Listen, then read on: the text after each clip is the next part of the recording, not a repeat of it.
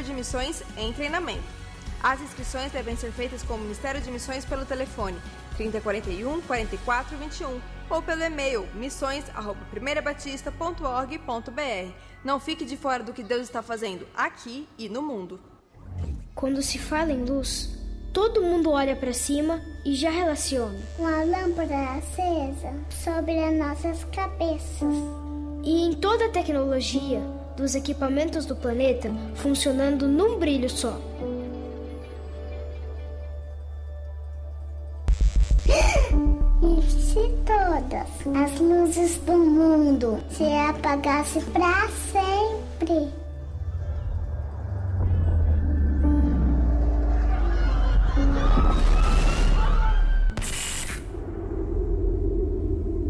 O mundo entraria em caos total. Teríamos o conhecimento, mas não as condições de fazer tudo funcionar e brilhar novamente. Você sabia que o pecado quer escurecer para sempre a vida das pessoas, impedindo-as de enxergar e viver o amor do Pai das Luzes? Mas existe esperança real para quem não quer ficar no escuro. Porque um dia, entre duas cruzes, brilhou a luz das luzes e nem a morte conseguiu apagá-la.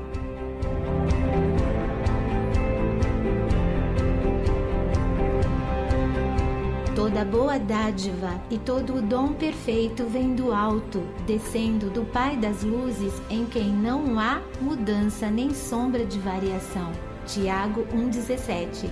Musical de Páscoa do Mini, Luz para Todos, dia 24 de abril, sexta-feira, às 19h30, no Templo da Primeira Igreja Batista. O ingresso é um alimento infantil nutritivo.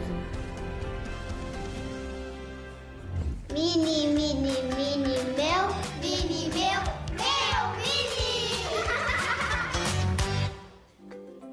Olhinhos atentos e corações abertos à palavra do Senhor levam esses pequenos servos a orarem e a terem atitudes impactantes.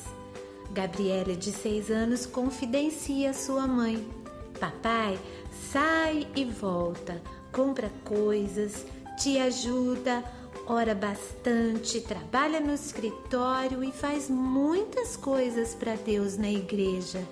Quero ser igual a ele quando crescer. Neto, de 6 anos, conta detalhes aos colegas de escola sobre o que aprende sobre Jesus na salinha do Mini e como espera ansioso pelos dias de célula.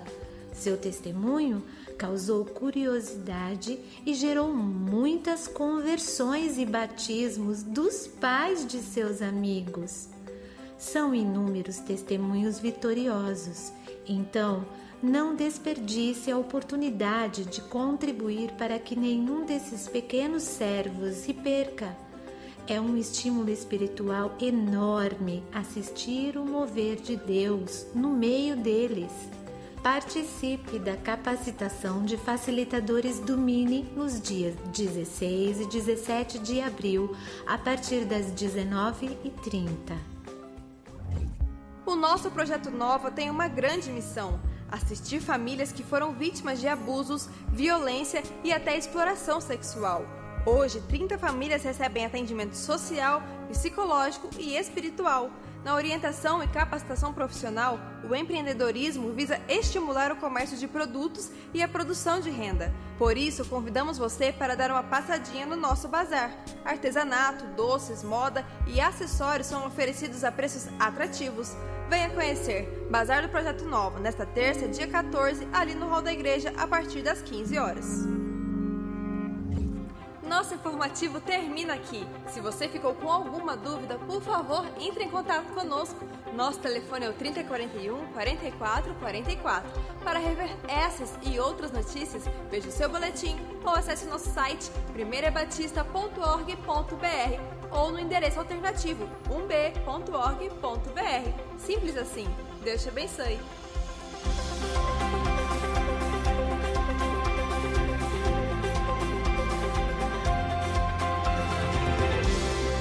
Graça e paz, irmãos.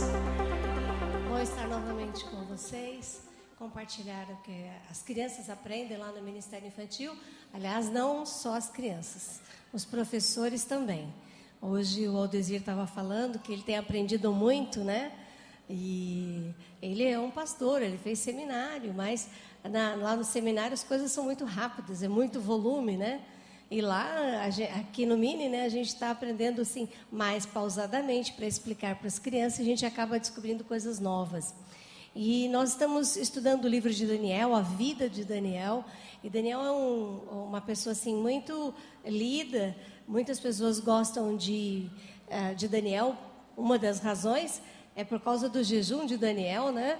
Que ele ficou sem comer carne, só comendo legumes, e ficou mais bonito, mais inteligente. E aí a moçada, né, dos fast foods da vida, né, não deve gostar muito dessa ideia. Mas Daniel era um jovem muito inteligente, por isso ele foi levado lá para a Babilônia como uma cabeça pensante, como uma pessoa de uma capacidade tão grande de administração, de governo, que o próprio governo trouxe ele para trabalhar junto com eles. E Daniel, mesmo assim, ele não abandonou a sua fé. E esse é um desafio para os dias de hoje, né? Para você que é jovem ou adulto aí, que conseguiu uma boa colocação no governo, né? Que você seja um Daniel também. Mesmo com grandes colocações em lugares muito importantes, você não pode abandonar a sua fé e deve assumir a sua fé a despeito de qualquer outra coisa. E quando Deus nos coloca em lugar assim de projeção, vão aparecer os invejosos. Eu achava, minha infância e adolescência, eu achava que inveja era um pecado em extinção. Até que eu tomei conta de que não era em extinção, não. Tem muito por aí. Mas tem gente que fala assim, eu vou em tal culto porque tem inveja lá no meu ambiente de trabalho. A pessoa paralisa na inveja, né? Mas Daniel, se ficasse paralisado na inveja do pessoal, ele não ia para frente, né? Ele não se abateu. E o rei, naquela época, aliás, tinha um grupo lá dos invejosos, fizeram o rei, porque quem está no governo, a gente precisa saber que muitas vezes eles são enganados pelo pessoal que trabalha com eles, né? E lá na Babilônia aconteceu isso. Os assessores do rei não gostavam dos judeus, não gostavam de Daniel, se irritavam com o fato dele adorar o nosso Deus, e eles fizeram uma lei e fizeram o rei assinar aquela lei sem perceber as consequências daquilo. E o rei assinou que todas as pessoas que não adorassem aos deuses daquela época, que ele seria jogado lá numa cova de leões. E o rei assinou. E ele, então, Daniel viu isso, foi para casa, a primeira coisa que ele fez foi orar. Aê, beleza, já tive um garoto aqui, ó, falando, muito bem, ele já sabe, né? Então, ele foi lá para o piso superior da sua casa, não teve vergonha e foi falar com o seu Deus. Ele orava 3 vezes ao dia. Não era assim, agradecendo o café da manhã, agradecendo o almoço. Deus, tem até uma oraçãozinha, Deus, muito obrigado pela noite, não sei o que, parece uma rezazinha, né? Tem gente que faz, né? Na hora de dormir. Não, ele buscava o Senhor 3 vezes ao dia. E aí isso irritou muito aquelas pessoas e eles o jogaram lá na cova dos leões. Sabe, gente, dá vontade de parar a história aqui e falar, olha, se você quer saber o final da história, vai trabalhar lá no Mini, ou então pergunta para o seu filho como que terminou essa história. Mas a mão do Senhor foi sobre Daniel. Ele foi livre da boca dos leões. E o que aconteceu? Você pode falar assim, bom, os leões naquele dia deviam estar de barriga cheia e tudo mais, não é verdade? Mas o rei, ele ficou muito chateado de terem feito ele assinar essa lei. E ele ficou tão abatido que ele não comeu nem dormiu durante a noite e tentou de todas as formas livrar Daniel de lá. Mas vocês sabem, quando o rei assina uma lei, ele não pode voltar atrás. E havia até uma colocação dessas que ele não poderia voltar atrás. E aí o rei não pôde fazer nada e ele, olha que incrível, esse rei já acreditava no nosso Deus. Ele falou assim para Daniel: então que o seu rei, que o seu Deus te proteja. Ele orou, o rei orou. Aí o que aconteceu? Deus ouviu a oração de Daniel e do rei. E dos judeus, provavelmente, que estavam lá. E não aconteceu nada com Daniel. E no fim, o rei falou assim: agora quem fez isso vai conversar com os leões. E aí, o Aldesir, inclusive, falou no culto das 17 horas que ele comentou que na Bíblia diz que os leões pegaram aquelas pessoas no ar. Tanta era a fome. Eles não puderam comer Daniel, acho que ficaram bravos, né? Falaram assim: esses aqui a gente não deixa escapar. E destruíram, quebraram os ossos. Carinha estava com fome, aquelas boquinhas de 300 quilos, né? A mordidinha assim. Pois é, essa é a história de hoje. A gente precisa, as nossas crianças precisam de fantasia daí de fora? Não precisa. Nós temos super-heróis. Os nossos super-heróis não têm força muscular. A força deles é de joelho no chão, orando e confiando no Senhor. E aí Deus faz grandes coisas. Nós queremos viver isso, queremos que as nossas crianças vejam esses homens como os ícones, como os super-heróis da vida delas. E queremos que você, que é pai e mãe, também creia na palavra de Deus, ensine essas verdades aos seus filhos.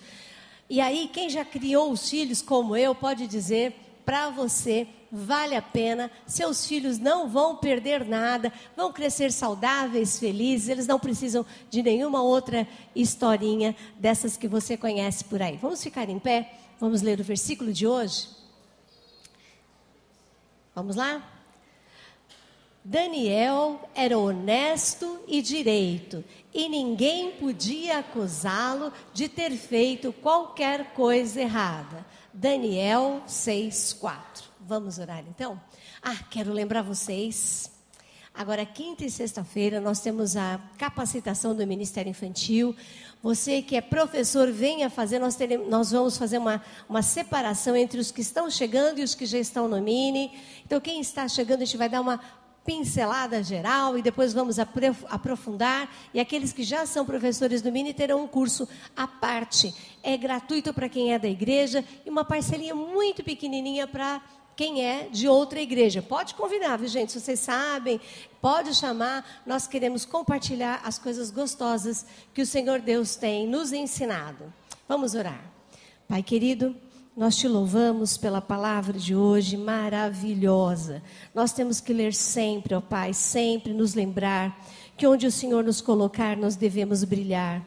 Nós devemos continuar te adorando, mesmo que seja um lugar de proeminência, onde as pessoas vão fazer bullying espiritual com a gente, vão ficar gozando, Pai, mas nós queremos, ó Deus, dizer para qualquer pessoa que nós cremos no Senhor e não nos envergonhamos da nossa fé. Queremos que a nossa igreja seja assim, queremos que os pais das nossas crianças sejam assim, e assim eles ensinem os seus filhos, ó Pai.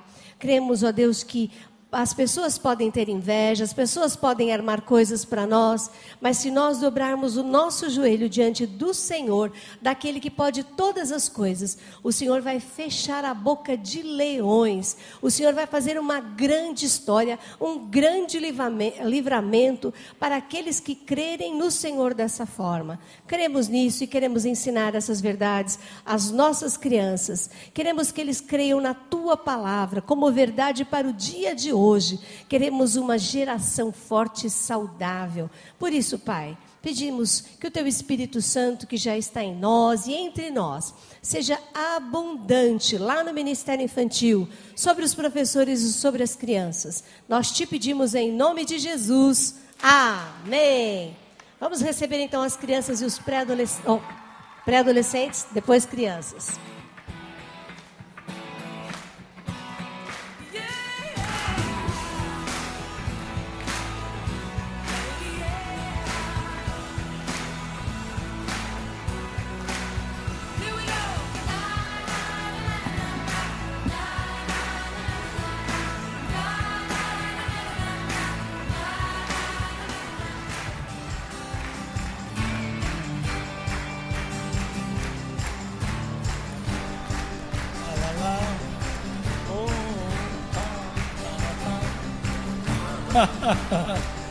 Olha que mundo, gente. Mundo de pré-adolescentes e de crianças. Uma linda salva de palmas para eles, gente. Amém. Olha que batalhão, hein? Caramba. Graças a Deus. A igreja pode se sentar. Gente, como é que nós arrumamos sala para todo mundo lá em cima? Dá uma olhada nisso. 0 a 1 ano tem que ter monitores, 1 a 2 tem que ter, 3 e 4, 4 e 5, 5 e 6, vai assim por diante, hein? Olha só. Joia. Quero cumprimentar a todos na graça, na misericórdia e na paz do Senhor Jesus. Amém? Graças a Deus. Marcos Brito, fica em pé. Olha a filha do Marcos Brito e da... Olha aqui. Que é isso da Pati? Cadê a Pati? Cadê a mãe? Olha só que delícia. Amém. Coisa boa, né? Graças a Deus. Você viu aqui no nosso VT, eu não sei se você prestou atenção, a nossa produção caprichou tanto que pode ter passado despercebido. Nós mostramos aqui as imagens do seminário em manutenção, em reforma. E depois já passou o evento de hoje, estava acontecendo, olha lá, ó. Isso aqui é onde fica o nosso seminário. Olha, as obras estavam assim durante a semana, e dá uma olhada, olha aqui, ó. E olha hoje, o que já aconteceu ontem e hoje, ó. Dê uma salva de palmas para o Senhor Jesus, olha. Olha aí, gente. 15 salas, mas essa sala de conferências são nossas por 7 anos, aos finais de semana, e nós vamos ter, pela misericórdia de Deus, muitas veredas antigas. O sonho é que cada rede cuide de um vereda, e assim nós tenhamos todos os finais de semana daqui a algum tempo, porque queremos que todos os novos convertidos tenham essa bênção de terem essa imersão, né, na proposta da bênção de Deus, e conhecerem sua identidade e terem as vidas transformadas, eles e suas famílias. Então, quem já fez veredas, levante a mão. Ok, muita gente. Quem não fez, levanta e faz assim. Fazia eu não. Olha aí, nós queremos que vocês façam veredas, vai ser uma bênção, porque é um grande momento de aprendizado sobre a bênção de Deus, sobre você, sua identidade, seu destino, bem como das gerações que virão a seguir em vocês. Então, nós queremos, daqui a pouquinho vamos ter oferta, e aí eu quero que você oferte. Nós gastamos R$86 mil no preparo desse material todo, as salas e tudo. Então queremos uma oferta específica, e você vai escrever no boletim, lá no envelope de contribuição, parceria seminário. Isso sabe por quê, gente? Porque Deus está dando crescimento à nossa igreja. Nosso espaço físico não nos cabe. A gente aluga hotel, aluga igreja, aluga outra igreja, aluga seminário. E a igreja do campo tem que sair. Ela tem que sair, porque nós vamos para o nosso espaço, né? Já recebi uma proposta do arquiteto de fluxo de trabalho, e logo nós vamos entrar nessa parte aí.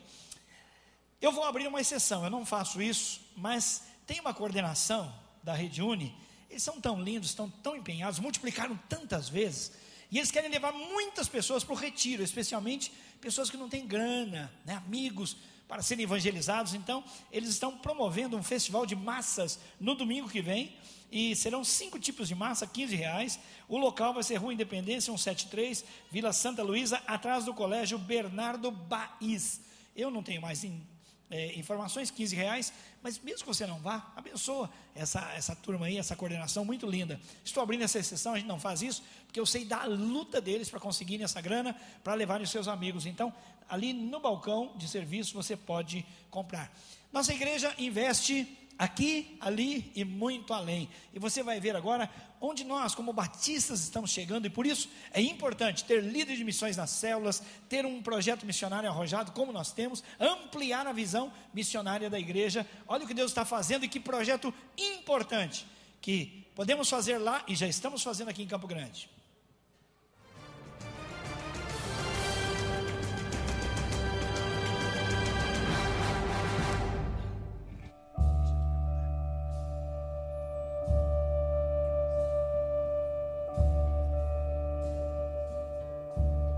अभी बहुत अच्छे बन गए। मैं पहले ज़माने में सोच ही नहीं सकी थी। पहले मेरे साथ हुआ था, मैं गांव में थी, फिर मेरे मम्मी ने उधर छोड़ के आए थे। फिर बिना ताला का मैं सो गई। फिर अंकल खलू अंदर आए। आने के बाद फिर ऐसा मुझे बोल रहे, मेरा बाजू में बैठे, मैं सोई थी, मेरे बाजू में बैठे थे।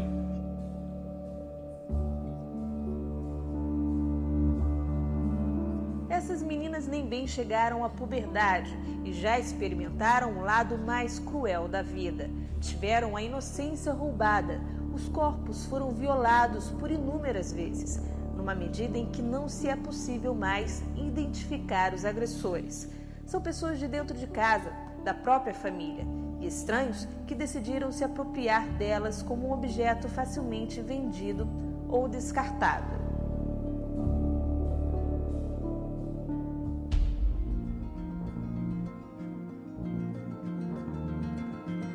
No sul da Ásia prevalece o hinduísmo e, por causa do estilo de vida precário e devido à exploração a que se submetem, a sobrevida de uma menina que se prostitui é de apenas 5 anos.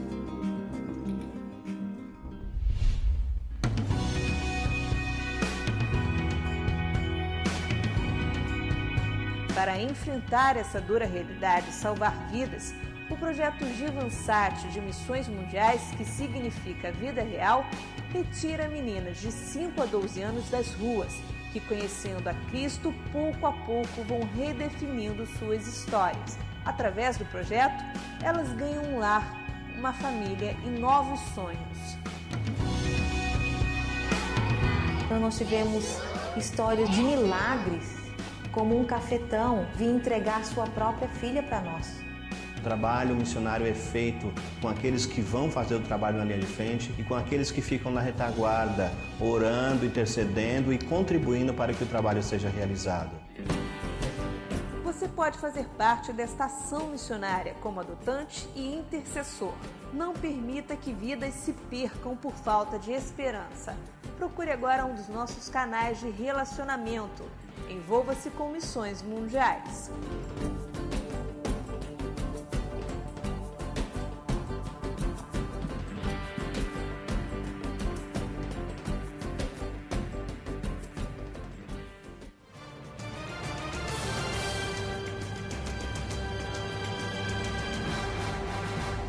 Glória a Deus, você pode aplaudir a Deus por esse projeto maravilhoso. Louvado seja o nome do Senhor, meu irmão. Que bênção, que bênção. As meninas têm sobrevida de apenas 5 anos. E o projeto tem trazido uma nova vida, uma nova história para essas meninas. Vale a pena você investir em missões.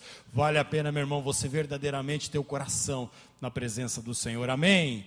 Queridos, um momento muito especial no nosso culto agora, queremos conhecer os nossos convidados. Quando alguém vai na nossa casa, é uma honra receber os nossos convidados, aquelas pessoas que nós gostamos tanto. Então você que é membro da igreja, fique atento. Se alguém estiver próximo de você, que ficar em pé, vai lá, dá um abraço, cumprimenta, chama pelo nome e diz para ele que ele é muito bem-vindo. Então, nosso querido convidado, nós queremos pedir, por favor, por gentileza, fique em pé só um pouquinho, a igreja quer te abraçar, quer te cumprimentar pelo nome. Onde estão os nossos convidados? Olha aqui na frente, olha aqui lá atrás também.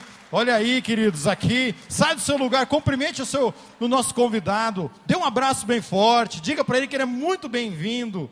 Glória a Deus. Temos muitos convidados hoje. Que bênção recebê-los. Sejam muito bem-vindos em nome de Jesus. Glória a Deus pela sua vida. Que Deus te abençoe grandemente em nome de Jesus. Glória a Deus. Se você ainda não tem uma igreja evangélica, você está procurando, meu querido, você vem no lugar certo. Aqui é a tua casa, que você fique muito à vontade. Que Deus abençoe a vida de vocês poderosamente em nome de Jesus. Amém. Vamos contribuir agora, meu irmão, com alegria. Segura aí seu dízimo, sua oferta missionária de fé, meu irmão, faz muita diferença. Nós vimos aqui através desse projeto como missões têm abençoado nações ao redor do mundo. Por isso segura o seu envelope e não se esqueça, meu querido, de contribuir para a parceria com o seminário. Então, querido, feche seus olhos agora, vamos consagrar ao Senhor nosso dízimo, nossa oferta missionária de fé, a oferta de parceria. Nós cremos em nome de Jesus que o Senhor nos dará esses 86 mil reais para pagarmos todas as contas lá da reforma. Pai amado, em nome de Jesus, muito obrigado, porque o Senhor tem sido um Deus fiel, que o Senhor tem nos dado abundantemente, papai. Louvado seja o nome do Senhor. E agora, Paizinho querido, queremos devolver ao Senhor o nosso dízimo, nossa oferta missionária de fé, nossa oferta de parceria ali com o seminário, com alegria. Queremos trazer aqui na frente, Pai, dizendo: louvado seja o nome do Senhor, porque o meu Deus tem suprido todas as minhas necessidades em glória por Cristo Jesus. Pai, profetizamos a bênção do Senhor sobre a vida da tua igreja. Abre as janelas do céu sobre a vida deles, supre toda a necessidade. Nós oramos agradecidos em nome de Jesus, amém e amém. Meu querido, sai do seu lugar agora, vem aqui na frente, traga seu dízimo, seu envelope, sua oferta missionária de fé, sua oferta de parceria com o seminário, traga com alegria em nome de Jesus.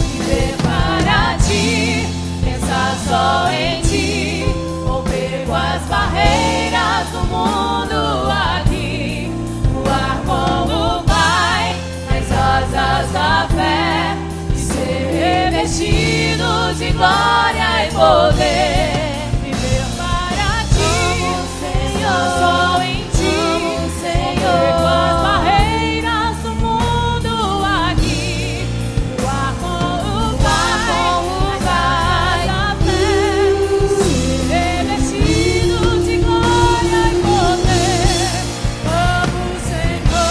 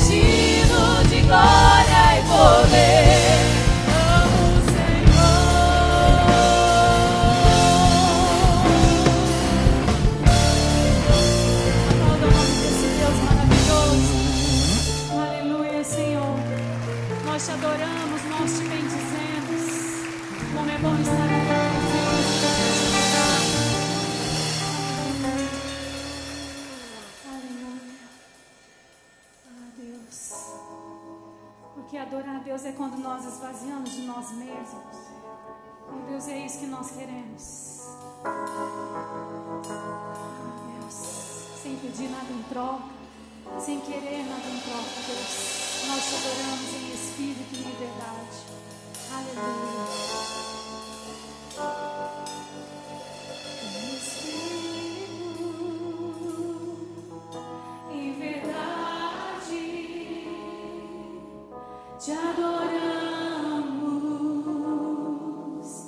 Te adoramos,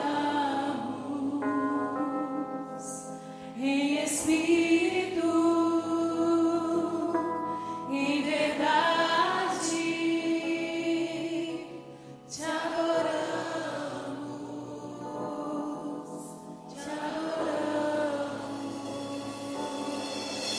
Rei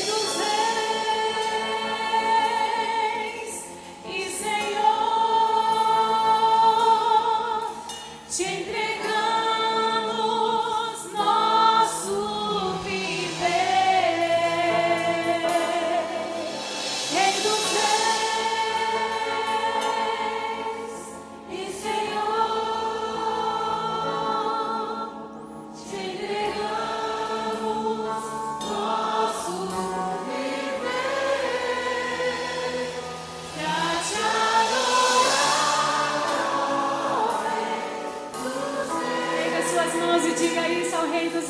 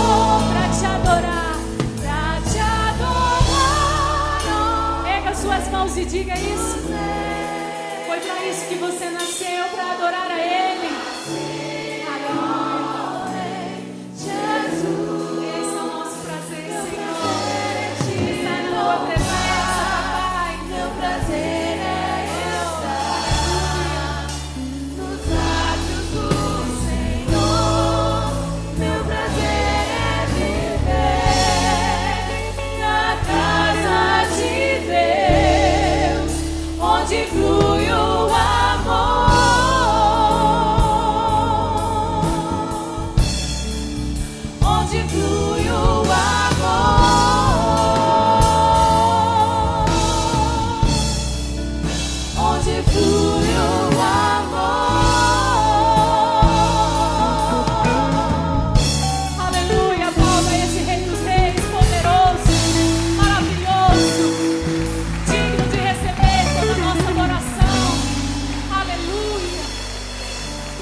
poderoso, o único Deus. Aleluia.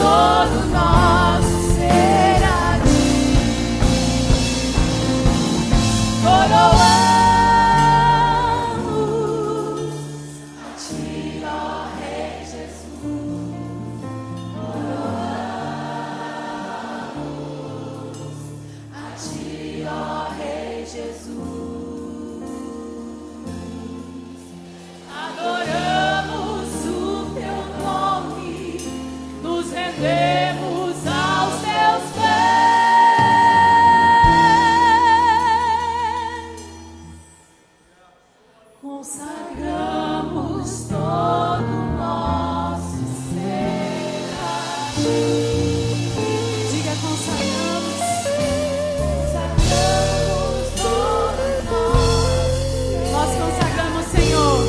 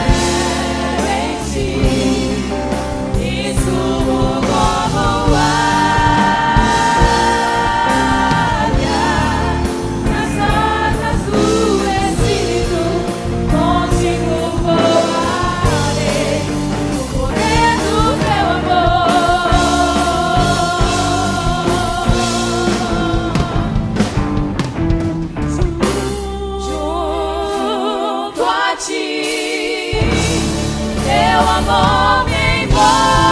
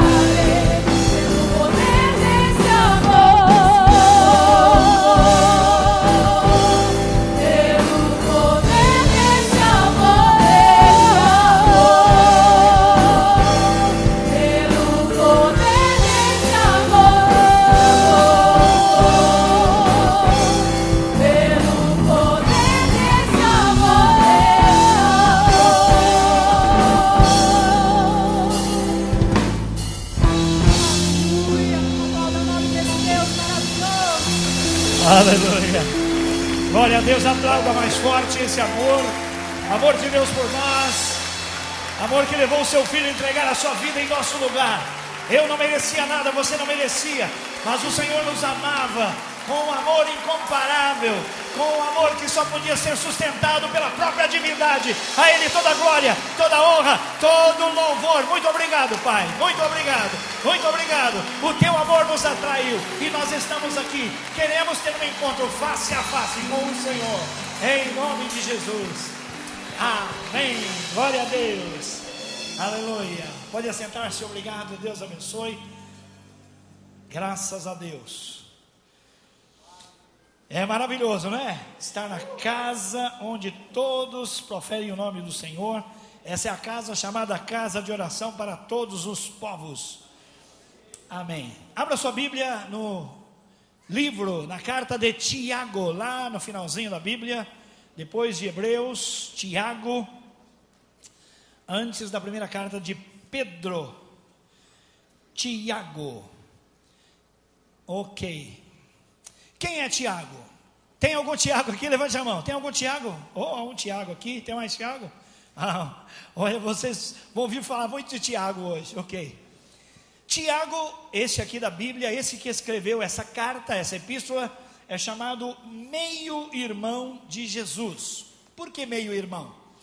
Porque obviamente Jesus foi concebido pelo Espírito Santo no ventre de uma mulher. Então, os demais irmãos de Jesus eram filhos da mesma mãe, mas não do mesmo pai, porque Jesus foi gerado do Espírito Santo. Tiago possivelmente era, dentre os irmãos e irmãs de Jesus, o mais velho. 4 dos discípulos eram irmãos de Jesus. Eram Tiago, José, Judas e Simão. E este aqui, sendo o mais velho, talvez pela credibilidade que ele gozava dentro da própria família, ele passou a também ser contemplado pelos demais discípulos e apóstolos, e ele foi o líder da igreja em Jerusalém. Várias vezes, Tiago é mencionado como aquele que liderava os apóstolos e a igreja em Jerusalém. O apóstolo Paulo vai até Jerusalém logo após a sua conversão e encontra-se com Tiago. Tiago, chamado por Paulo de uma das colunas da igreja. Há uma questão muito interessante a respeito desse escrito de Tiago. Muitos irmãos na fé, durante a história, chegaram a desconfiar da inspiração desta carta, porque ela parecia, numa primeira análise, ser contraditória no que diz respeito ao pensamento do apóstolo São Paulo, a teologia paulina, a respeito da doutrina da justificação pela fé. O que é justificado? Você e eu somos pecadores. Quando cremos no Senhor Jesus, o Espírito Santo ilumina o nosso coração para crermos que somos pecadores e assumirmos isso e vermos a única possibilidade de salvação na pessoa de Jesus. E quando nós confessamos o Senhor Jesus como Senhor e Salvador de nossas vidas, uma das ações do Espírito de Deus em nós é a justificação, termo jurídico, e que quer dizer, no contexto bíblico cristão, que os nossos pecados são justificados pelo sacrifício de Jesus na cruz. Nós somos declarados justos, não por nossa justiça própria, mas pela vida de Jesus derramada ali na cruz. Essa é a justificação pela fé.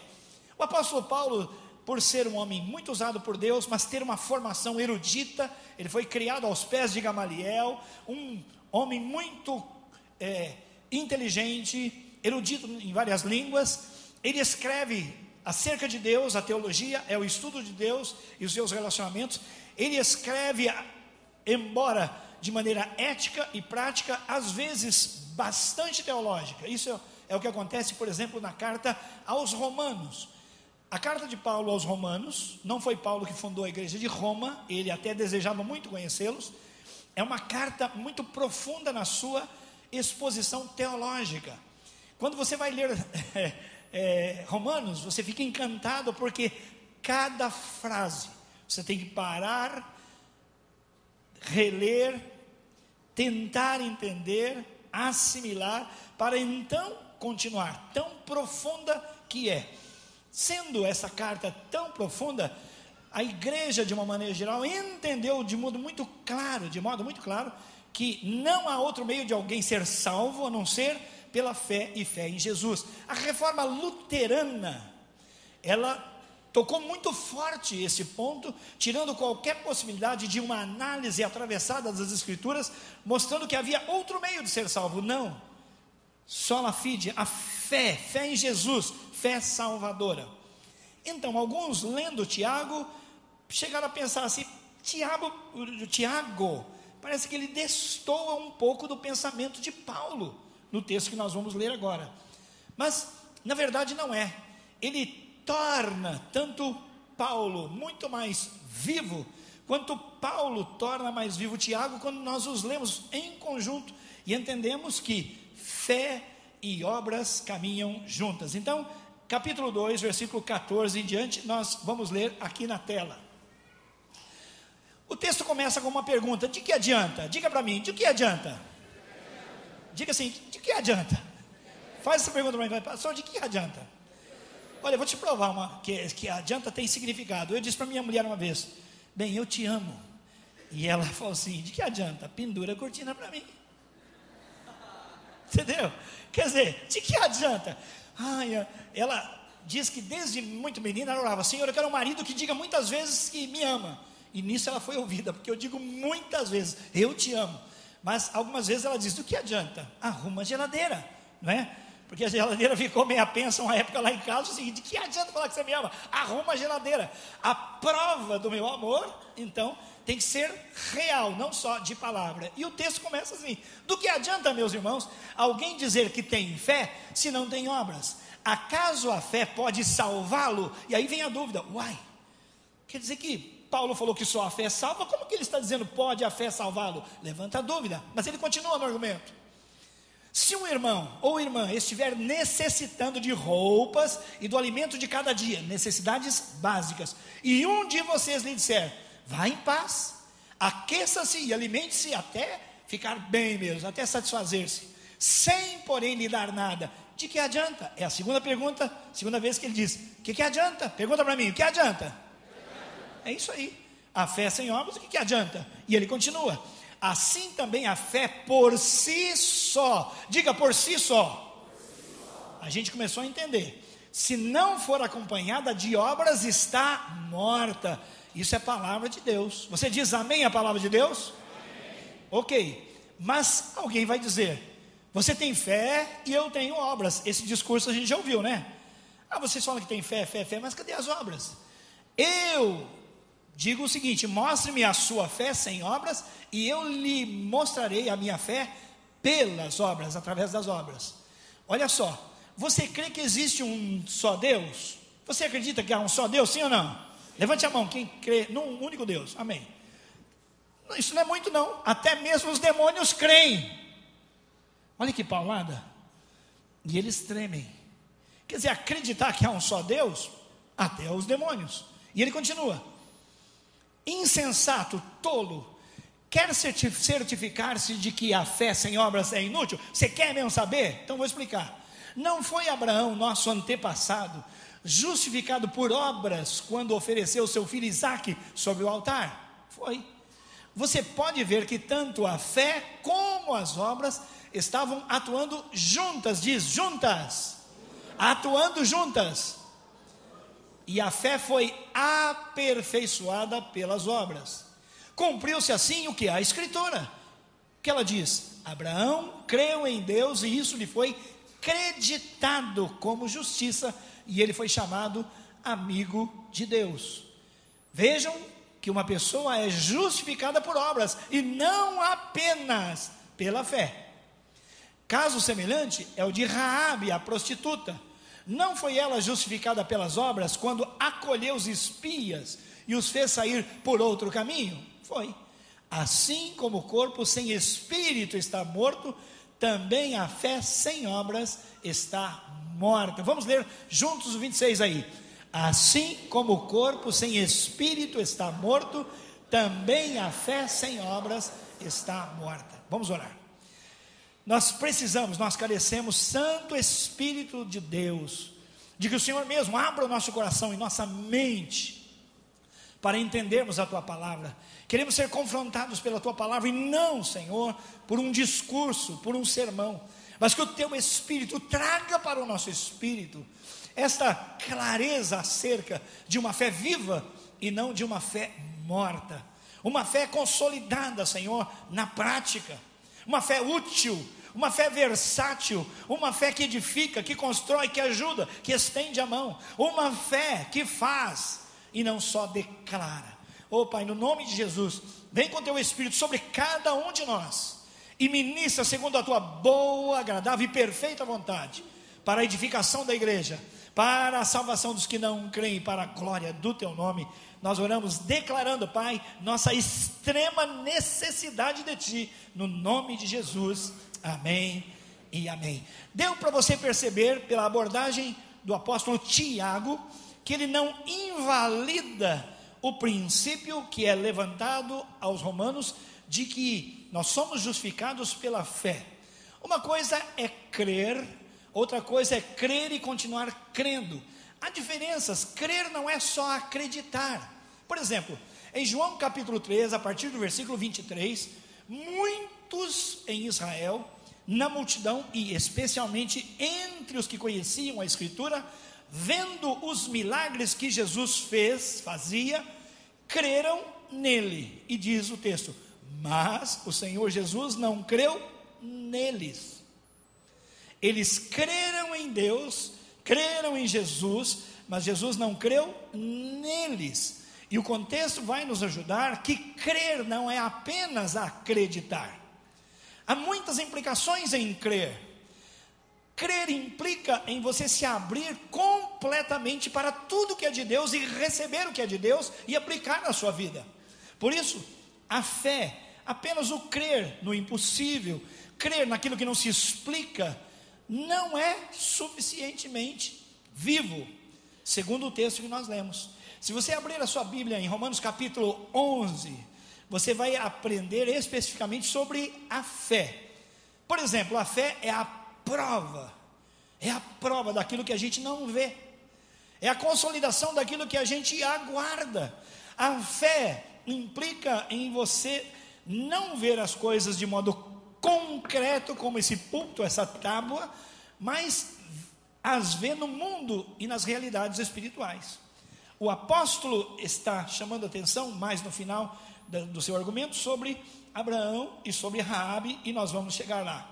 Mas eu queria dizer, meus irmãos, que o propósito de Deus é um só, para tratar com você e comigo hoje. A fé sem obras é morta. Diga, a fé sem obras é morta.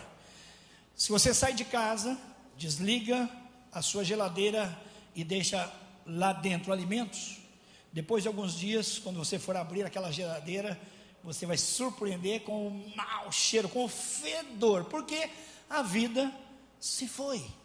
Assim é, na concepção de Deus, a fé de muitas pessoas que são declaradas verbalmente. Às vezes há uma verborragia, se fala, mas na prática essa fé não existe. É como o cheiro de uma geladeira com alimentos apodrecidos. Por quê que eu queria agora abordar 3 razões pelas quais a fé sem obras é morta? Porque isso tem implicação comigo e com você no nosso dia a dia. Vir aqui, assentar-se domingo após domingo, se é que vimos todos os domingos, e ouvirmos alguma coisa e dizermos eu sou, não quer dizer que de fato sejamos. Jesus até nos alerta dizendo, nem todo aquele que diz Senhor, Senhor, me tem como Senhor das suas vidas, de jeito nenhum. Por quê? O discurso pode refletir apenas uma ideia, mas a fé, quando ela é provada, quando ela mostra seus frutos, então ela exala a flagrância de Cristo, o cheiro, o aroma suave da pessoa do Senhor Jesus.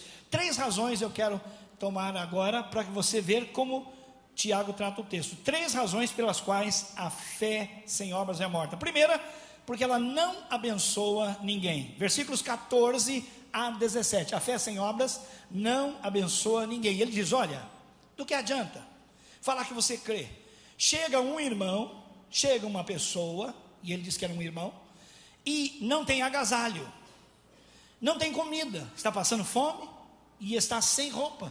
Não adianta você dizer coisas bonitas para ele e despedi-lo sem atender às suas necessidades. Isso é uma clara demonstração de que a sua fé é morta, ela fede, porque eu tenho de atender alguma pessoa.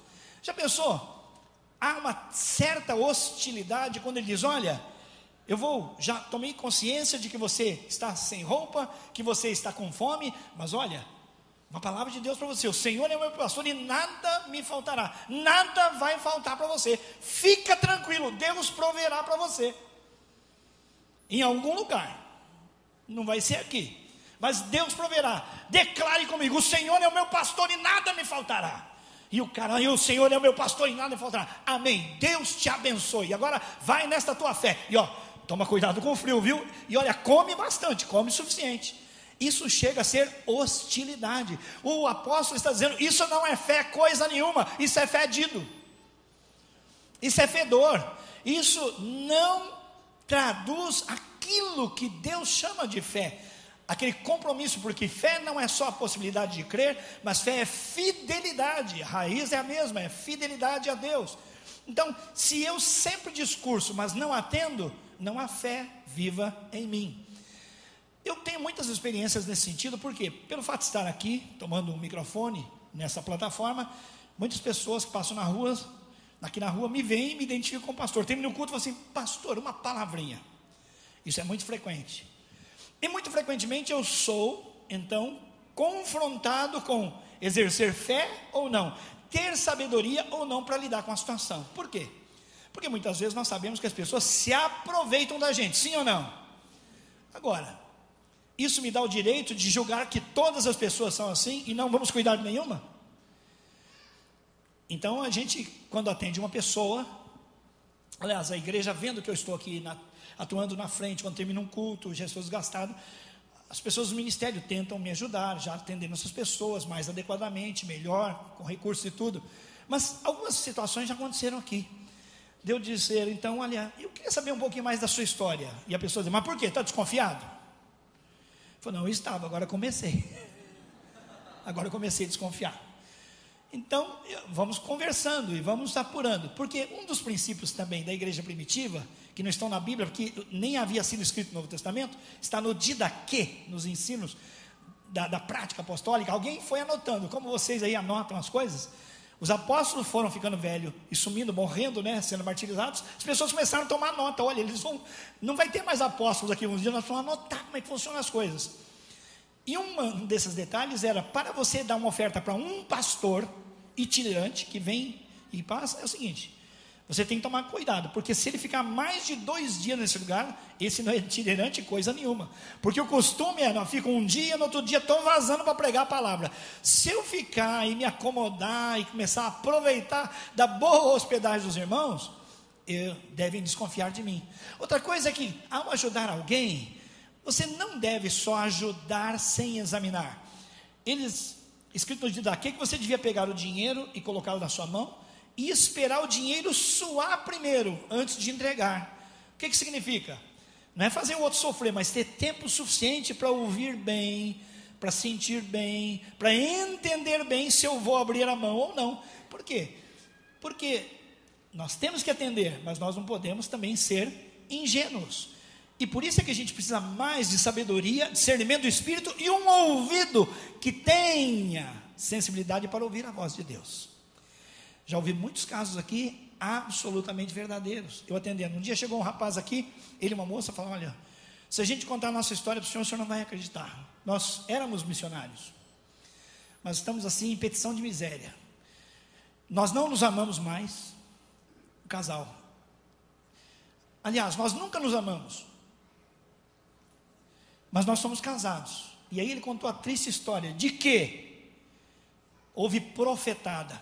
Eles estavam numa igreja, numa outra região aqui do Brasil, e alguém falou: olha, Deus está me dizendo que a Maria vai casar com o Antônio. Não sentimos nada, não, Deus está falando. E aqueles corações tão dóceis receberam aquela palavra, mas nós não sentimos nada um pelo outro. Mas assim diz o Senhor: vocês serão marido e mulher, e vamos fazer o casamento.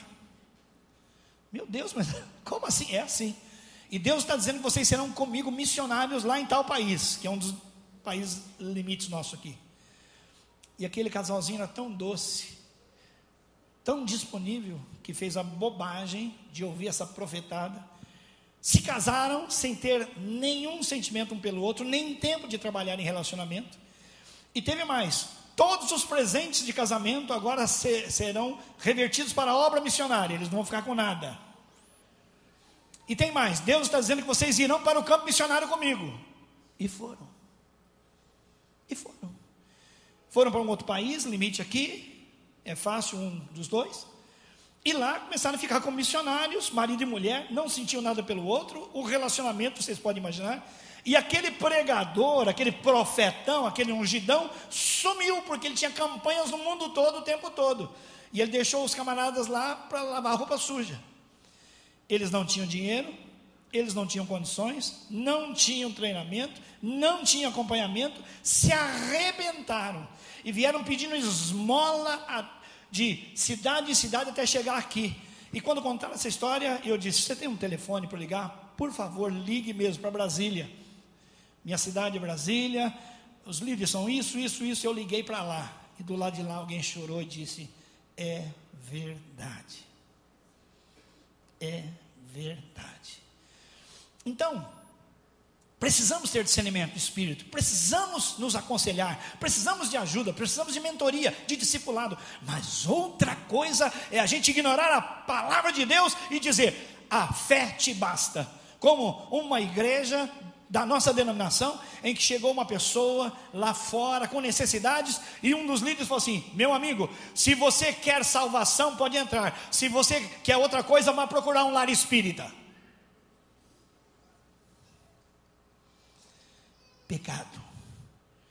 Pecado. Fé sem obras é morta, fede. E a razão é essa: porque ela não abençoa ninguém.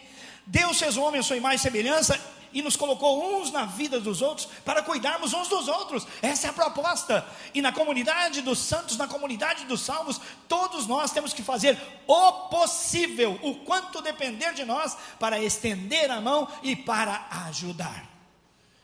A igreja diz amém, sim ou não?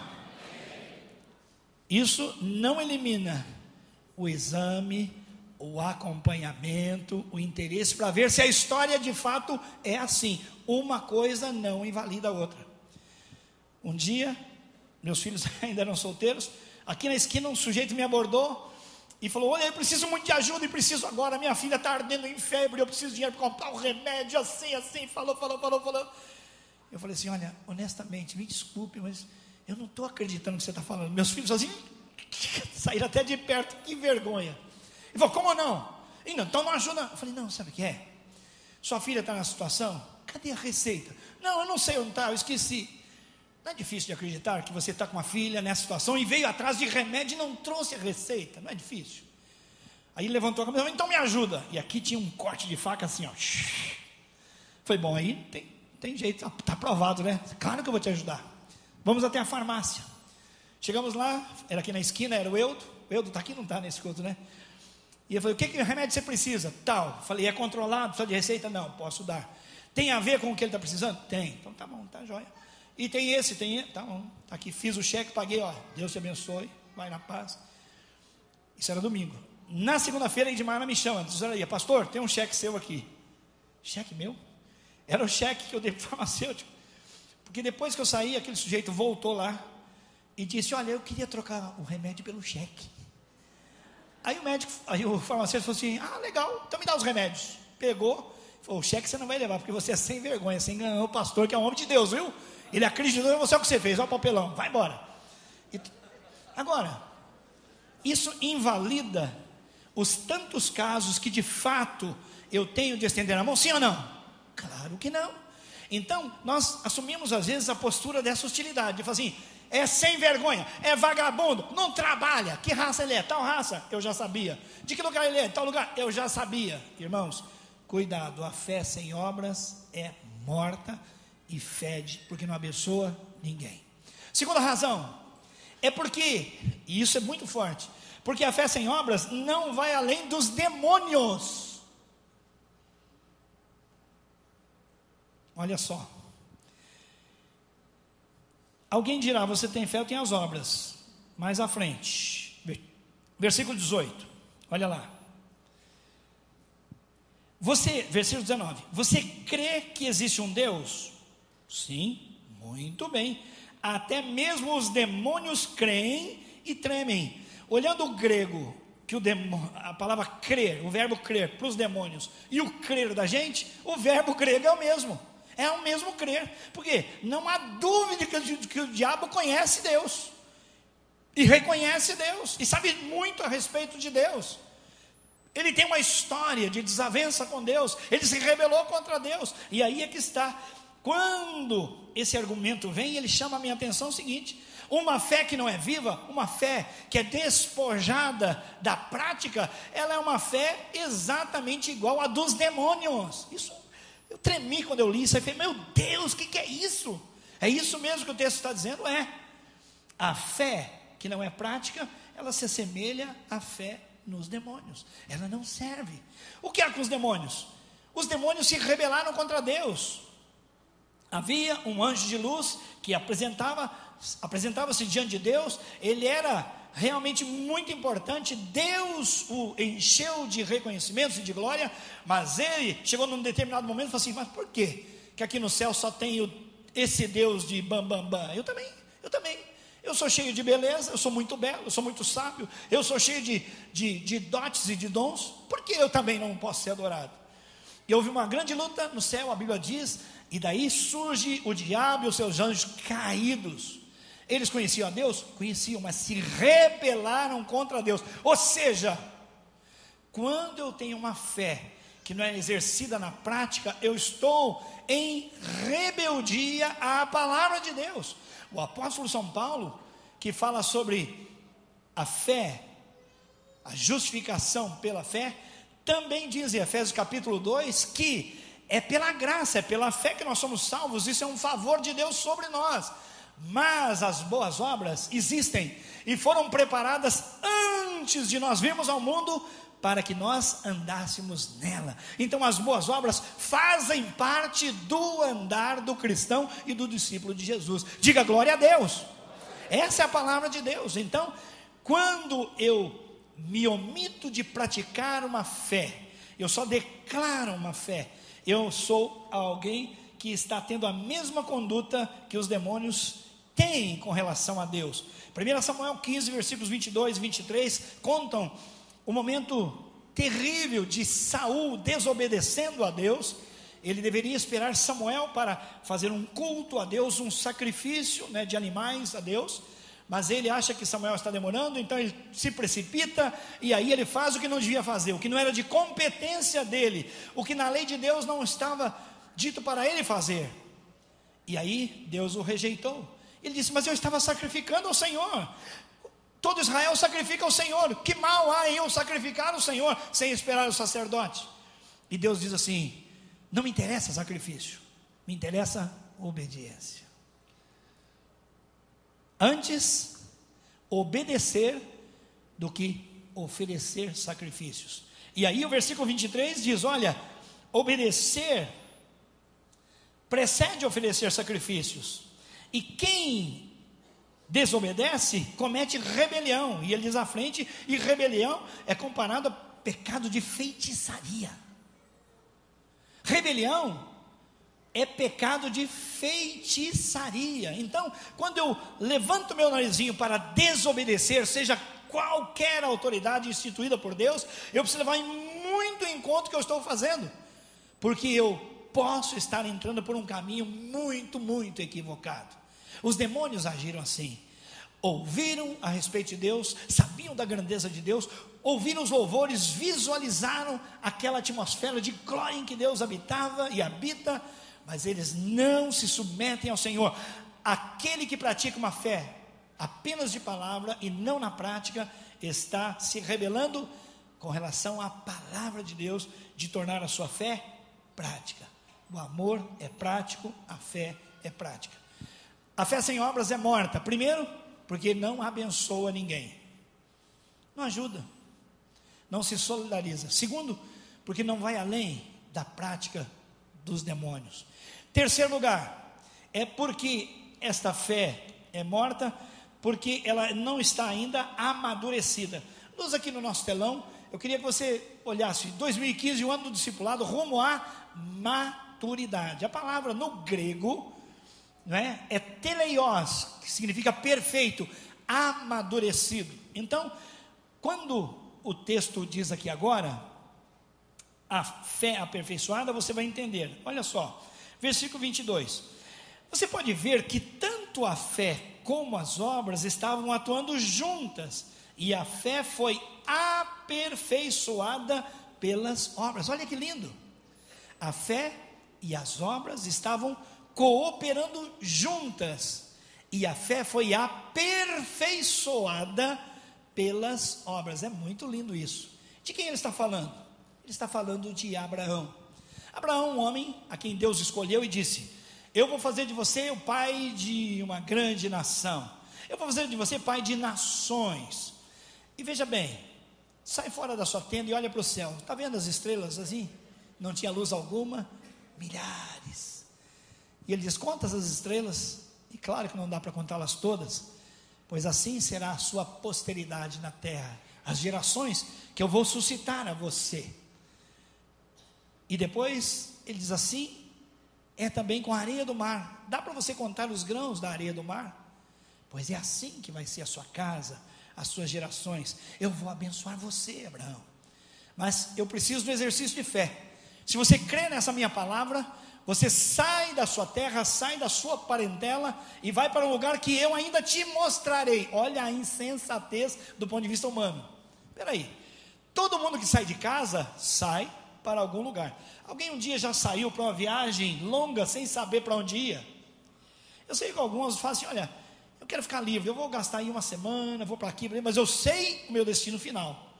Abraão não, ele saiu de onde era a sua casa, com tudo que possuía, e era um homem rico, com família, com animais, com bens, rumo a uma terra que ele não sabia qual era, porque Deus disse: eu te mostrarei. Precisa de fé para fazer isso, sim ou não? Aí tem fé com obras, porque ele ouviu e ele saiu. A Bíblia chama atenção para o fato de que ele já tinha mais de 100 anos, estava impossibilitado de gerar filho. A sua mulher, com mais de 90 anos, era estéril. Como é que Deus vai me dar uma numerosa prole? Como que Deus vai me dar tanta gente como geração de geração, se eu estou nessa idade e a minha mulher é estéril? Mas Deus que promete, cumpre. Deus que fala que vai fazer, faz. E ele creu. Ele chegou a ficar num certo momento dizendo assim: olha, eu tenho um servo chamado Eliezer, não tem ninguém além dele. Será que a minha sucessão virá de Eliezer? Será que virá de Ismael? E Deus disse: não é esse não, mas eu vou te dar um filho, creia. E Deus miraculosamente gerou do relacionamento de Abraão com mais de 100 anos. Diga, o quê? É brincadeira, hein? Quer dizer, viver de fé dá um gás todo poderoso em nome de Jesus, hein? Amém, irmãos? Eu estou na fé, glória. Eu estou na fé. E aí, irmãos, nasceu Isaac. Quer dizer, é só fé? Não, é fé e prática. Ele creu em Deus e obedeceu, partiu para o campo prático, fé com obras. É por isso que o apóstolo Paulo diz, olha, Abraão foi justificado pela fé, e Tiago diz, amém, e essa fé foi provada através de atitudes práticas. E Paulo fala, eu sabia, porque elas já estavam muito antes dele nascer, preparadas para que ele vivesse nelas. É isso aí, você está entendendo? Agora passam alguns anos, o menino nasceu, alguns julgam que por volta de 14 anos, tinha Isaac 14 anos, e Deus vai submeter Abraão a uma prova de fé, quer provar o amor e a fé dele. Diz assim, olha, Abraão, eu resolvi pedir que você sacrifique o seu filho. O sacrifício que ele conhecia era sacrifício de animais. Por exemplo, pegava o cordeiro, preparava, imolava, matava o cordeiro.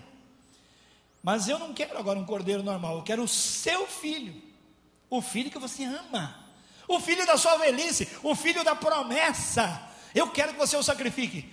E aí, depois de muitas instruções, uma longa viagem de pesar, de dor e de muitas perguntas a Deus, eu creio, que Abraão fez, chegou no Monte Moriá e ali preparou o lugar. E o Isaac está ajudando, junta daqui, junta coisas dali. E aí chega num determinado momento e fala, senta aí meu filho, deita aqui. E aí o filho, mas esse negócio está ficando meio diferente. Eu não estou vendo cordeiro nenhum. E ele tinha 14 anos aproximadamente. E ele fazia, mas pai, e o cordeiro? Cadê o cordeiro para a gente matar e imolar ao Senhor? E ele, pela fé, disse, filho, Deus proverá para si o cordeiro. Deus proverá para ele mesmo o cordeiro. E a palavra de Deus diz que então Abraão, você imagina o coração desse homem, tomou daquele instrumento de corte, o cutelo, e ia cortar o seu filho. Quando ele ameaçou, Deus disse, Abraão, não faças mal ao menino. E eles olharam e viram, enroscado sozinho, num arbusto próximo ali, o cordeiro, prontinho para ser sacrificado. Diga, glória a Deus! Isso é fé com obras. Isso são obras que provam a fé. Porque em Hebreus capítulo 11, você vai ver, leia com cuidado, e Deus revela o que havia no coração de Abraão. Abraão cria tanto que Deus era verdadeiro. Abraão cria tanto que Deus era fiel, que jamais trairia a sua promessa, que Deus, se estava pedindo o seu filho, ele o daria, porque Deus o ressuscitaria dos mortos, a fim de que cumprisse a sua promessa. Diga glória a Deus. Irmãos, ele cria, antes de qualquer narrativa de ressurreição, que Deus ia ressuscitar o seu filho. Isso merece um glória a Deus mais forte. Glória a Deus. Ele não tinha lido a respeito de várias narrativas de ressurreição na Bíblia? Era inusitado. Como Deus que me deu, como Deus que prometeu, não vai cumprir? Se Deus está pedindo meu filho, é porque Ele vai ressuscitá-lo, para suscitar a promessa que eu tenho de ser pai de muitas nações. É isso que Ele está dizendo. Está vendo? A fé e as obras cooperaram. O termo cooperaram é sinergis, de sinergia. O corpo todo trabalha pelo bem, numa função única, é um corpo, então todos os membros cooperam, essa é a sinergia do corpo. Então a fé e as obras cooperaram juntas, e o texto está declarando, e é palavra de Deus, não tem palavras a mais aqui, não tem palavras a mais, o que a Bíblia disse é a verdade. E a fé foi teleiu, do verbo teleios, foi aperfeiçoada. Nós estamos no ano rumo à maturidade do teleios, e nós queremos, irmãos, ver a nossa fé aperfeiçoada em nome de Jesus, amém, irmãos? Por isso nós vamos dizer sim para Deus nas ações que Ele solicitar de nós. Você quer ser líder de célula? Não, irmão. Pela fé em nome de Jesus, aceita. Por quê? Porque Deus te constituiu um líder na sua casa, no seu trabalho, e você não vai negar esse trabalho para a obra de Deus. Diga sim. Você foi chamado para ser um supervisor? Diga sim. Você foi chamado para ser líder de missões na célula? Diga sim. Você foi chamado para pregar o evangelho? Diga sim. Foi chamado para o ministério? Diga sim. Foi chamado para ser missionário? Diga sim. Teste cada uma dessas coisas com sabedoria, pedindo conselhos, mas diga sim para o Senhor. A sua experiência profissional, Deus quer usar, diga sim. Os seus bens, que você pensa serem seus, Deus quer, diga sim. Isto são demonstrações claras de que a fé vai sendo aperfeiçoada pelas nossas obras. Estende a mão, socorre. Lá onde você trabalha tem alguém que precisa de Jesus, precisa de uma mão estendida, precisa de oração. Gente, nós podemos chegar para as pessoas e fazer uma abordagem simples. Na sua família, você acha que é importante acontecerem coisas melhores? Todo mundo, claro. Então tá bom. Eu gostaria de estar semanalmente ou diariamente orando pela sua família. Eu posso? Claro. E depois de algum tempo você tem um pedido específico? Claro. E você vai orando e vai acompanhando e vai perguntando. Gente, isso são obras que aperfeiçoam a fé que nós dizemos ter. Diga, eu recebo.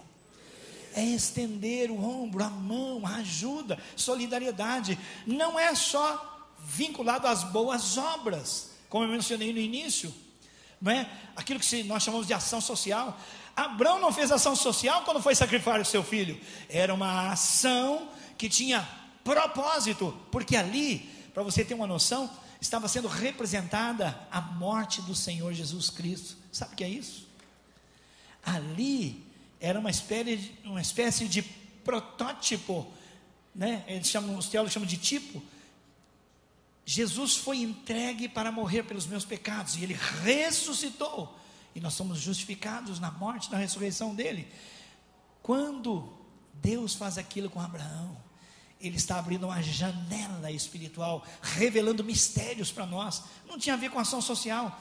Muito daquilo que Deus quer de mim e de você, não são no campo da ação social, mas se referem a ser um marido que ama como Jesus ama. O que a Bíblia diz para o marido? Maridão, você tem que amar como Jesus ama a sua igreja. Esse é o modelo de amor sacrificial, intencional. Jesus trabalha com a igreja, purificando-a. Ele tem um projeto para ela, para apresentá-la ao Pai, como noiva, bonita, cheirosa, princesa, sem mácula, nem ruga, especial. Projeto de Deus para os homens. Pastor, mas não é ação social? Não, é você ser um maridão, nota 10 para a glória de Deus. Mulheres sejam submissas aos vossos maridos como ao Senhor. Mas pastor, esse papo de submissão, sob, debaixo da mesma missão. Não é difícil quando um marido ama como Jesus, ter uma mulher que cede alegremente. Mas na Bíblia nós aprendemos que a parceria é maravilhosa. Quando homem e mulher se unem para obedecerem a Deus, aí a organização do lar é maravilhosa. Boas obras. Dando atenção para o seu filho, boas obras. Não é só ação social.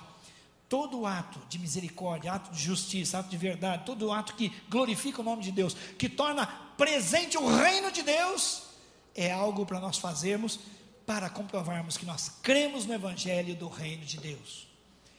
Caminhando para o final, antes de falar de Raabe, eu quero lembrar da parábola do bom samaritano. Havia um pastor que viu um homem moribundo, havia sido assaltado, estava para morrer. E o pastorzão, como eu, passou de longe, falou, não sei se é, não sei se não é, ainda tem aquele lance na época dele de tocar no morto, eu fico impuro cerimonialmente, então eu não vou arriscar não, foi embora. Aí passou o pessoal da banda, que toca, que canta, os levitas, né? Mesma coisa, sei não, hein? Difícil, ficar aqui é meio perigoso, vazaram. Todo mundo que está aqui na plataforma foi representado por nós aqui agora. Aí passa o bandido da história, o bom samaritano, chamado de bom samaritano. Samaritano era escória, era judeu de quinta classe, era alguém que não era recebido pelos judeus. Por quê? Porque eles, na sua história, tinham idolatria. aquela nação, aquele povoado ali de Samaria, por ter sido tomada e sitiada, começou a praticar a adoração a 5 deuses, entre eles Javé, Jeová, o nosso Deus. Eles não se tornaram pessoas ateias, mas passaram a adorar vários ídolos. E aí passa o samaritano. O judeu normal, dizem algumas pessoas que oravam assim, o judeu: olha, Deus, muito obrigado porque o Senhor não fez mulher, o Senhor não me fez cachorro e não me fez samaritano. Obrigado, Senhor, não sou mulher, nem cachorro, nem samaritano. E os samaritanos são lenha para queimar no fogo do inferno. Assim eram vistos os samaritanos. Pois o que acontece? Quem passa, quem tem solidariedade, quem vai ajudar? O samaritano. E o samaritano então unta as feridas com óleo, pega aquele homem, coloca no seu cavalo e leva até uma hospedaria. E lá cuida daquele homem. E depois de cuidar dele, diz para o dono da estalagem: olha, eu tenho que ir embora, mas a conta está paga. E fala o seguinte: continua cuidando dele e vai anotando tudo, porque eu volto e pago tudo. Esse é chamado o bom samaritano. Quer dizer, quem a gente diz que não é nada, é que às vezes está fazendo o que Deus quer. Eles que deveriam estender a mão, socorrer, porque a fé sem obras não abençoa ninguém, porque a fé sem obras não vai além da fé dos demônios. Eles precisavam ter a sua fé aperfeiçoada nas obras, mas não fizeram.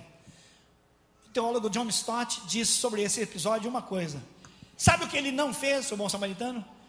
Ele tocou o homem, ele cuidou pessoalmente, ele tocou o homem, ele levou o homem, e ele alimentou o homem, ele cuidou do homem, pagou as contas. Sabe o que ele não fez? Ele não evangelizou. A única coisa que ele não fez foi falar do reino de Deus. Por quê? Porque o reino de Deus estava na prática daquele que estava fazendo o que Deus aprova, um ato de justiça, um ato de misericórdia, um ato de bondade. Irmãos, é isso, nós precisamos aprender a pregar o evangelho com as ações e não só com as palavras, e Deus será glorificado. O reino de Deus vai chegar lá em casa, o reino de Deus vai chegar na vizinhança, vai chegar na escola, com os meus amigos de trabalho, quando eu, porque tenho fé, ajo de maneira que o nome de Deus é glorificado, e eu não deixo lá o fedor da fé morta, mas o aroma, o perfume da pessoa de Jesus Cristo. É isso que Deus quer, é isso que é a fé viva. Como eu disse para terminar, ele cita Raabe. Raabe era uma meretriz. Raabe era meretriz. E o povo de Israel ia tomar Jericó, e Deus, aliás, e Moisés então enviou, Josué mandou 2 espias, e eles precisavam pisar lá, eles precisavam tomar posse pela fé naquele lugar, e lá as pessoas já estavam temendo o povo de Israel, e Raabe, a meretriz, a prostituta, recebeu-os, e não houve nada que depusesse contra a moral deles, a vida deles. Eles não se envolveram sexualmente com ela, mas ela disse: olha, nós estamos tremendo de medo, todo o nosso povo está tremendo de medo, porque nós conhecemos a história do Deus de vocês, o Deus verdadeiro. Nós sabemos que o Deus de vocês é verdadeiro, porque Ele abriu o mar para vocês passarem, Ele alimentou vocês, Ele deu vitória sobre os reis das nações próximas, todo mundo sabe disso, e vocês chegaram aqui agora, nós estamos tremendo de medo, mas eu quero pedir, tenha misericórdia de mim, eu creio nesse Deus, eu creio que esse Deus é verdadeiro. E aí ela recebeu a promessa: nem você, nem a sua casa, pedido dela, vão ser molestados. Combinaram um sinal, e quando o muro de Jericó caiu, a única família preservada foi Raabe, a prostituta. E depois você abre Mateus capítulo 1, versículo 5. Quem aparece na história de vida de Jesus, na genealogia, na família, ascendência de Davi, de Jesus, tem Davi, e lá está Raabe. Raabe casou-se com Salmão, e ele foi o pai de Boaz, que foi o bisavô de Davi. Jesus é chamado alguém que é da família de Davi, o reinado que Deus deu a Davi. Jesus vem da família de Davi. Essa prostituta, ela se converteu ao Senhor, ela passou a fazer parte do povo de Deus, e ela disse: eu creio e vou pagar o preço, eu vou esconder vocês, porque eles seriam presos e mortos, mas ela disse: não, eu vou esconder vocês. E quando os homens vieram em busca deles, ela os escondeu e os despediu por outro caminho. E aí o texto está dizendo, o que aconteceu? Conjuntamente, a fé que ela tinha naquele Deus, com as suas obras, cooperaram para que ela fosse salva e justificada na sua fé. Diga glória a Deus. Irmãos, é maravilhoso, é maravilhoso. Feche seus olhos. A fé sem obras é morta, ela não abençoa ninguém, não vai além dos demônios, e ela não está aperfeiçoada sozinha. A fé precisa ser amadurecida. Nós estamos sendo convidados para isso. Em alguma área da nossa vida, nós precisamos fazer a nossa fé produzir frutos de arrependimento, frutos de justiça que glorifiquem o nome do Senhor. Eu sei que há pessoas aqui que talvez tenham ouvido muito sobre fé, mas ainda não experimentaram a fé salvadora. O texto diz que eles foram declarados justos diante de Deus. E há pessoas aqui e agora que precisam desta oportunidade de se arrependerem dos seus pecados e dizerem: olha, eu sou uma pessoa que precisa de Jesus, eu preciso dessa fé salvadora, eu preciso de crer nesse Salvador. Eu creio sim. Eu não sou nem Abraão, nem sou a prostituta, mas eu sou uma pessoa que precisa de Jesus. E eu quero nessa noite fazer parte desse grupo de pessoas que se chama a Igreja do Senhor Jesus, povo de Deus, povo escolhido, povo preferido de Deus, exercendo a minha fé no Senhor Jesus. O que eu tenho para oferecer? Arrependimento. Eu reconheço que sou uma pessoa pecadora, até tentando ser religioso, continuo pecadora, tentando fazer boas obras, não serei justificado só pelas boas obras, mas eu preciso da fé salvadora que precede as boas obras. E eu quero nessa noite ter um encontro maravilhoso com esse Jesus. Eu quero receber essas promessas para mim também. Eu quero receber Jesus como meu Senhor e como meu Salvador. Eu quero confessar agora os meus pecados a Ele e quero dizer: Senhor Jesus, eu reconheço que o teu sacrifício na cruz foi a única maneira que o Senhor tinha para me apresentar a Deus. O Senhor Jesus disse: vinde a mim, todos vocês que estão cansados e sobrecarregados, e eu vos aliviarei. É uma promessa. Aquele que vier a mim, de maneira nenhuma eu lançarei fora. Ninguém é ruim demais, ninguém errou demais, ninguém tem um passado feio demais. Todos pecaram e estão separados da glória de Deus. O sacerdote errou, o levita errou. As pessoas erram, mesmo tentando fazer o que é certo. O que eu preciso é de Jesus. Se você tem no seu coração o desejo de ter um encontro maravilhoso, transformador com o Senhor Jesus, nesse momento levante a sua mão. Alguém? Amém, amém, amém, amém. Deus te abençoe. Amém. Pode abaixar a sua mão. Há mais alguém aqui nesta área? Eu quero Jesus, eu preciso de Jesus, eu quero ser perdoado dos meus pecados, eu quero ter o meu nome escrito no livro da vida. Quem mais? Há mais alguém que precisa de Jesus nesta área aqui? Há mais alguém? Amém. Deus te abençoe, Deus te abençoe. Pode abaixar a sua mão. Há mais alguém aqui que precisa de Jesus? Amém. Deus te abençoe. As obras não vão te salvar, a fé vem pelo ouvir a palavra de Deus. A fé é um presente, é um dom de Deus. A salvação não vem pelas obras, para que ninguém se glorie dizendo: eu sou aceito por Deus pelo bem que eu faço. Não. As boas obras são o resultado de uma fé verdadeira, levada à pessoa de Jesus, ao seu sacrifício na cruz, para que alguém diga: eu preciso de Jesus. Há mais alguém que nesse momento quer entregar a sua vida a Jesus? Eu entendo que há uma luta no coração de algumas pessoas aqui. Uma voz diz assim: olha, levanta sua mão. Outra diz: não, mas por quê? Não precisa. A Bíblia diz que é muito lindo. Jesus fala: olha, aquele que me confessar diante dos homens, eu o confessarei diante do meu Pai que está nos céus. Há mais alguém que quer confessar o nome de Jesus? Levante a sua mão. Alguém diante desse testemunho quer levantar a sua mão? Amém, amém. Deus te abençoe. Pode abaixar as mãos. Há mais alguém? Eu sei que há uma luta espiritual também, e por isso eu vou repreender o diabo em nome de Jesus. Eu quebro, na autoridade que o Senhor conferiu à igreja, eu quebro toda a ação do diabo, impedindo qualquer pessoa de receber o presente da vida eterna. Você está livre para levantar a sua mão e dizendo: eu preciso de Jesus, é o que eu mais preciso, e eu dou hoje a minha vida a Jesus. Levante a sua mão agora. Você que estava preso, você que estava sentindo um peso, dificuldade de levantar a mão, você está livre agora, pode levantar a sua mão. Há mais alguém? Amém? Pode abaixar a sua mão. Há mais alguém? Há mais alguém? Há mais alguém? Deus abençoe você atrás, Deus abençoe você. Pode abaixar a sua mão. Deus abençoe, Deus abençoe. Há mais alguém? Deus abençoe. Essa é uma hora da graça de Deus, é uma hora de Deus te abençoe. É uma hora do perdão de Deus, é uma hora da graça, da misericórdia de Deus vir sobre nós. A Bíblia diz: quando nós entregamos o nosso coração a Jesus, a nossa vida a Jesus, quando nós confessamos Jesus como Senhor, Salvador, quando confessamos o nosso pecado, Jesus pega os nossos pecados e lança no mar do esquecimento e não se lembra mais deles. Estamos limpos. Se confessarmos os nossos pecados, Ele é fiel e justo para nos perdoar os pecados e nos purificar, limpar de toda iniquidade.